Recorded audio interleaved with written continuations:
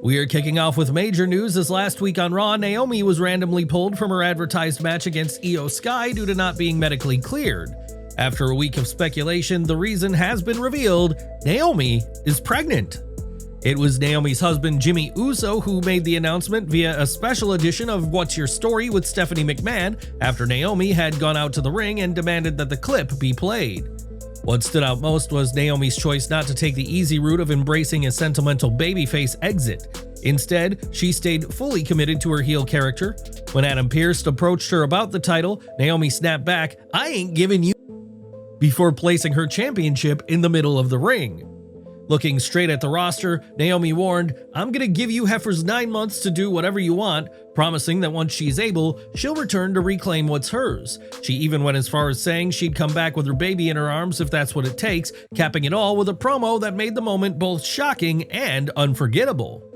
Behind the scenes, some initial rumblings suggested that WWE management might be upset with Naomi and Jimmy Uso for not disclosing their family plans, especially since creative had long-term ideas for Naomi's rise. But according to PW Insider, that isn't the case at all. Unlike Vince McMahon's history of punishing women who hid pregnancies, Triple H's leadership has emphasized flexibility and respect, with contingency plans always in place for situations like this. Naomi may play a heel on television, but the outpouring of love for her was immediate and real. Stephanie McMahon, Mia Yim, Kathy Kelly, and Triple H were among those who publicly congratulated her. Bayley and Becky Lynch also sent their support, staying in character as they reacted to the announcement in true wrestling fashion. And from us here on the channel, congratulations to Naomi and Jimmy Uso on this incredible new chapter. Last week, WWE officially locked in the World Heavyweight Championship match for Clash in Paris, a blockbuster fatal four-way.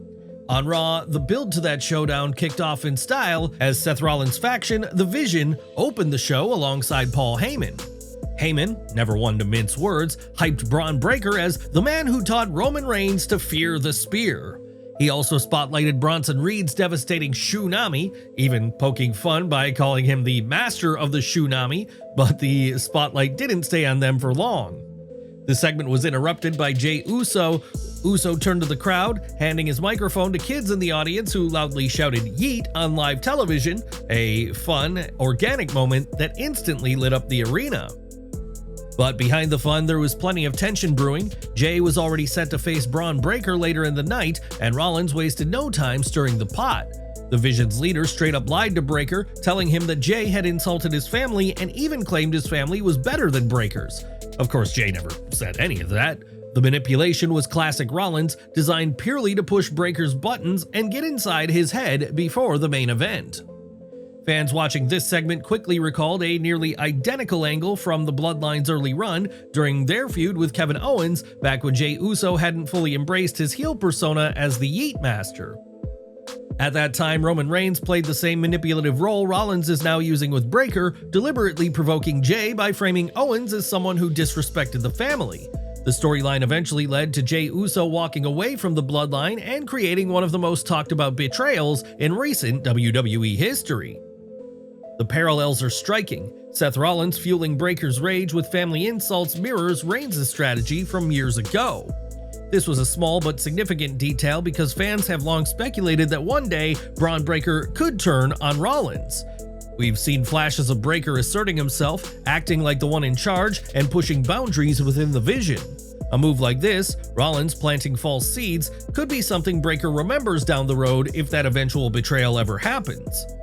The show was live from Philadelphia, and naturally Paul Heyman leaned into the city's hardcore wrestling roots. He declared that Jey Uso versus Bron Breakker would be contested under Extreme Rules, dropping names of ECW icons like the Sandman, New Jack, Rob Van Dam, Sabu, the Dudley Boys, and Tommy Dreamer. The line that drew the biggest reaction, Heyman joking that Dreamer should be dead, leaving the crowd stunned. Dreamer himself responded with a gif on X which said, "Is it better to be loved or feared?" And after Heyman's promo, Uso accepted the stipulation, setting the stage for a main event that would feel right at home in Philly. Heyman was on fire all night, feeding off the energy of the building where he once revolutionized wrestling. Breakker even slipped in a hilarious quip asking, "He's still alive?" when Tommy Dreamer's name came up, just another example of the charisma he's been flashing in recent weeks. With the stakes raised and the atmosphere charged, Raw rolled into its hardcore main event. Jey Uso paid tribute to New Jack with his entrance, rolling down to the ring with a shopping cart full of weapons. Braun Breaker, meanwhile, came out swinging, literally, but the intensity nearly cost him early. In a reckless spot, Breaker was sent crashing over the top rope and landed knee first onto the shopping cart full of weapons.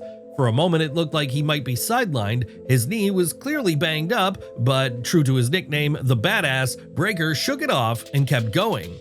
From there, he took control, overpowering Uso and wearing him down, but the resilient former world champion fought back, landing a spear of his own for a near fall.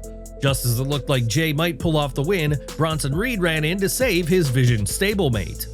That sparked absolute chaos. LA Knight hit the ring, followed by Seth Rollins and then CM Punk. The brawl spilled out of control, with Punk accidentally putting Knight through a table, further fueling the tension between them. And just when the Vision seemed poised to stand tall again, the roof blew off. Roman Reigns' music hit, and the OTC delivered a massive spear out of nowhere to Breaker. The interference shifted everything. Uso seized the moment, driving Breaker through a table with an Uso splash and scoring the hard-fought victory. After the match, Reigns and Bronson Reed exchanged heated words, trading trash talk and vowing to see each other in Paris.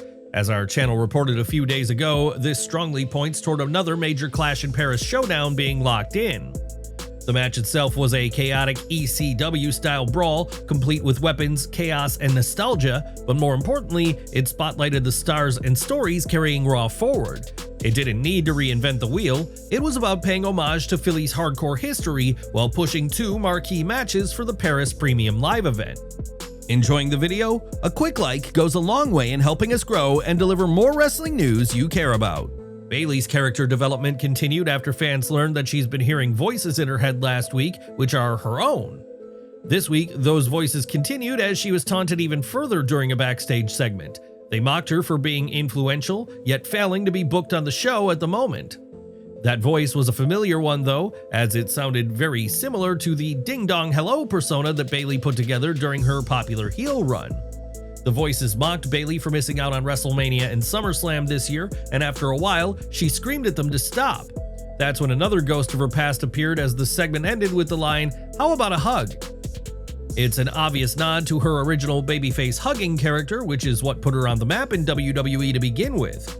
It teased the possibility of that making its way back, but it doesn't seem like she's fully going to embrace that gimmick again. Instead, these promos and the voices in her head seem to be building towards something completely new and much deeper. It could even be a blend of previous gimmicks, with the hugger version contrasting with her current gimmick. Of course, Bayley previously killed her Bayley buddies when she shockingly cut her hair and got rid of the ponytail during her original heel turn that stunned the wrestling world at that moment. However, there has also been speculation that she could end up aligning with NXT star Tony D'Angelo, whose whereabouts are unclear after his mystery segment on the third brand, where he saw a mysterious figure as the screen then turned to black. Regardless of what WWE has planned, it's clear that the payoff to Bayley's storyline is going to be extraordinary in whatever form she takes next, as she has proven herself at making the best out of any situation.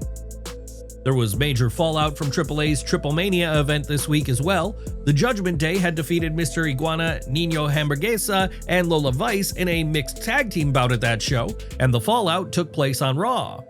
Bálor and JD McDonough continued the rivalry here as Mr. Iguana teamed with LWO's Dragon Lee in tag team action, but it was the World Tag Team Champions who dominated the action at the start.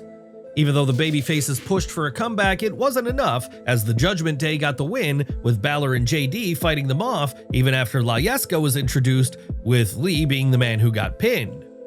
The AAA presence continued after the match though, as AAA Mega Champion El Hijo del Vikingo made a surprise appearance afterward to try and stop the post-match beatdown that was taking place.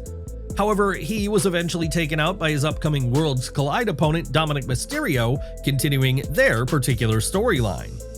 WWE has confirmed that Dirty Dom will challenge El Hijo del Vikingo for the AAA Mega Championship at WWE x AAA Worlds Collide on September 12th, which was revealed just days after he almost won the title at TripleManía 33. Mysterio almost had the match won until AJ Styles interfered and cost him, continuing their own issues that have been bubbling over in recent months over the Intercontinental title. Mysterio showed his frustration in a post-show interview this past weekend about Styles chasing him to Mexico City, but the stage is already set for him to try and claim what he believes is rightfully his against Vikingo. Do you think Dominik has what it takes to dethrone Vikingo, or will AJ Styles strike again? Let us know where you stand in the comments. It was a good match that showcased WWE's ability to infuse the show with AAA talent, helping to grow interest in the Lucha Libre promotion, which should benefit the company moving forward. Unfortunately, there was one notable absence throughout this whole segment, as there was no sign of Finn Balor's demon puppet, Demonito, who debuted at AAA TripleMania.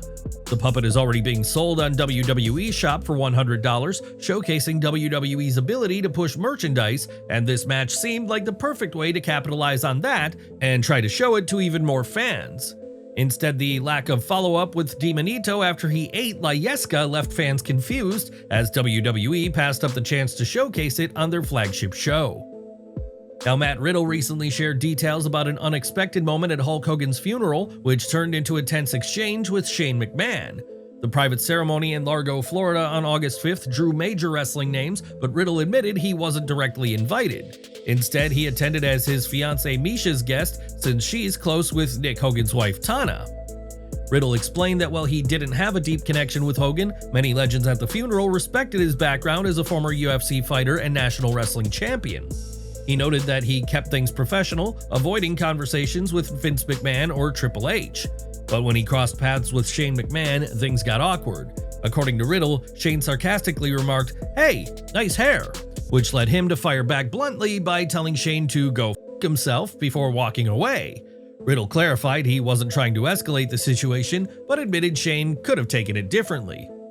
Despite that moment, Riddle said he was warmly received by many familiar faces, including Rob Van Dam, and emphasized that his attendance was more about supporting his fiancée than mingling with WWE executives. In the end, what could have been a quiet appearance at a legendary farewell instead added a surprising twist with his sharp exchange with Shane. Elsewhere in the women's division, Asuka apologized for interfering in Io Sky's match against Roxanne Perez last week, where she cost her a victory, but the Genius of the Sky once again declined any help from her. Sky competed against Raquel Rodriguez, who utilized her physicality to her advantage throughout the match, overpowering the former world champion and leveraging her size and power to dominate the encounter. Sky managed to fight her way back into the match and even battled off an attempted interference from Perez, showcasing her quality at the top level. She managed to get the win after the bullet train attack in the corner set her up for the over-the-moonsault, proving her quality as a main event performer. However, it was a short-lived celebration for Sky, as Perez had beat her down after the bell rang, with Rhea Ripley eventually making the save as the two babyfaces stood tall to end the segment. Sky being helped by Mommy caused more friction with her former Damage Control teammates, as Asuka and Kairi Sane took exception to her allowing Ripley to help when they were not allowed. It led to a shouting match between Ripley and Asuka, which was brought to an end by Sky storming away, with her frustration ending the segment. It was another impressive match from Sky, as she continues to prove herself as the measuring stick for every woman in the company in terms of in-ring performances, thanks to her consistency. The post-match issue has also set up an interesting tag team rivalry between the Judgment Day and the pair of Sky and Ripley, with the Kabuki Warriors also looming in the background. There is an argument to be made that anything that happens here is a step back for Ripley creatively, but it keeps her involved creatively, and that's a positive. After their backstage confrontation, will WWE book Ripley and Sky against the Kabuki Warriors at Clash in Paris? And will it lead to an official heel turn for Asuka? Let us know in the comments. Raw also featured a huge women's Intercontinental title match this week, as Becky Lynch put her title on the line against WWE veteran Natalya. Lynch had previously escaped this match by facing Maxine Dupri instead of Natalya, which she won comfortably. However, this week there was no escape from the Hart family member. Lynch proved her quality for the most part by controlling the majority of the encounter against Natalya, eventually locking in to disarm her to get the win, as Natty tapped out and gave up despite fighting hard against it. It was particularly difficult for Natalya, as she had to fight through tremendous pain after a nasty collision with the ring post earlier in the match, which had damaged her shoulder. The two women have had better matches against each other, with their hidden gem at SummerSlam in 2019 being an example.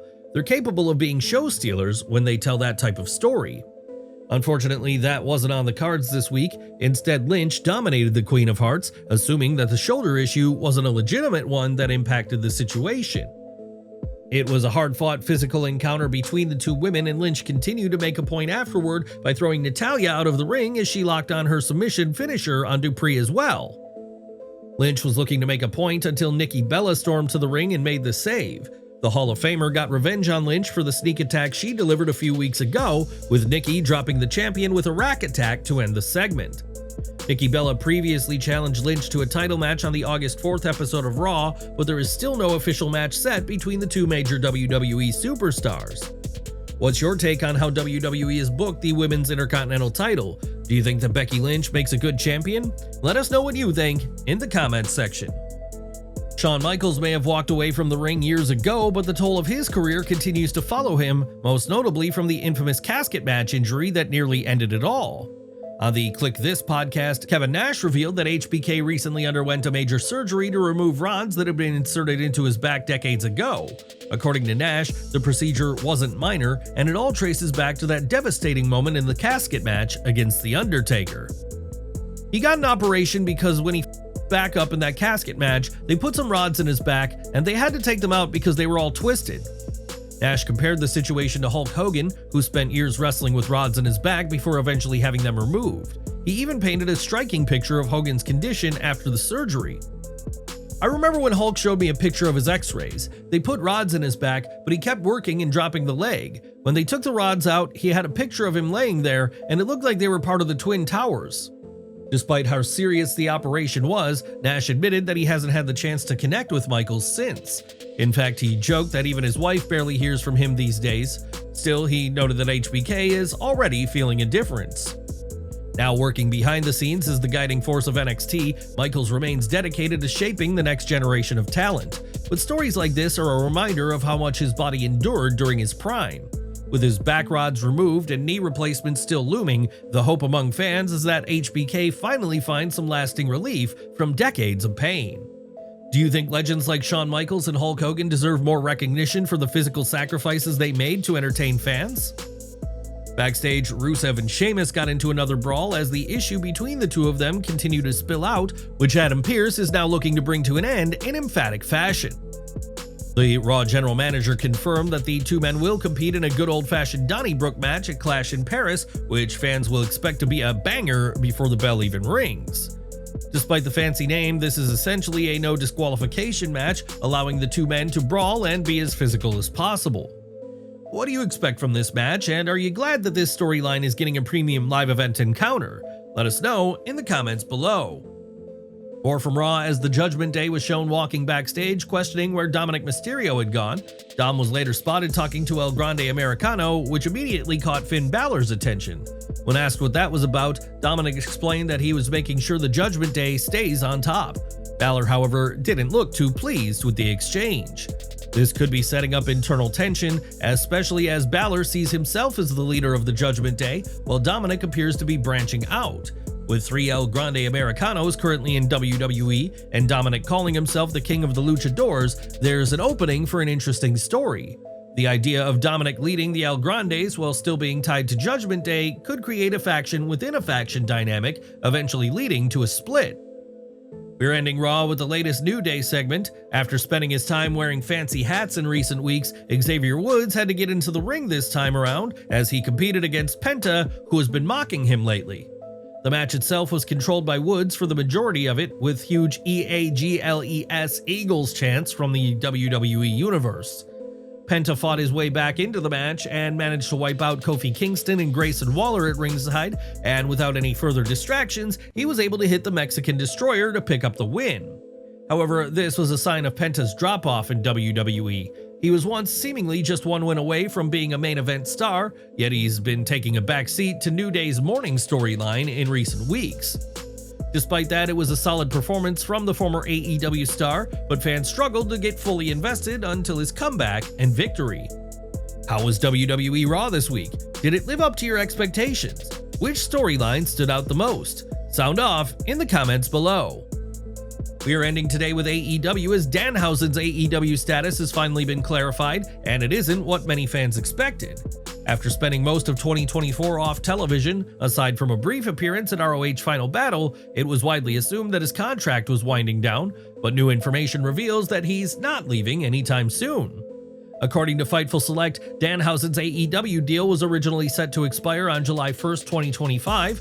However, the company quietly extended the agreement, adding several more months that will now keep him under contract well into 2026. The extension reportedly came after Danhausen took time off to handle a personal matter, with AEW adding that missed time back onto the deal. Despite that, the creative picture hasn't changed. Even with his popularity as a merch mover and fan favorite, he has been largely inactive and absent from AEW programming over the past couple of years. What makes the situation more surprising is that Danhausen reportedly had no intention of staying and didn't want AEW to pick up the option, yet the extension went through regardless, and as of now, there are no creative plans in place for the very nice, very evil star. While Danhausen remains under contract for the foreseeable future, his role in AEW appears locked in contractually, but not creatively. Unless something changes, he may be stuck on the sidelines for quite some time. The bigger question now is what's best for his career. Should Danhausen push to finally get consistent exposure in AEW, or would a move to WWE give him new life? And if WWE did sign him, would they actually showcase his unique character, or would he risk getting lost in the shuffle?